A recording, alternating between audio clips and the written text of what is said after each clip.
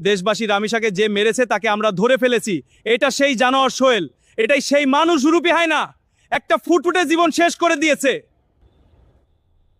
আমরা পুলিশ, আমরা ভালো করে জানি এদের বিচার আমরা করতে পারবো না, আপনারাই বলেন এই জানোয়ারের কি করা যায়।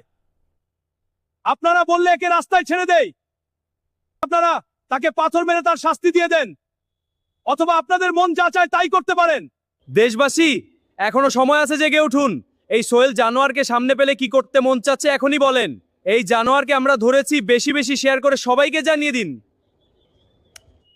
আর আমাদের এই কাজটা ভালো লাগলে একটা শেয়ার আর লাইক করে দেন তাহলে।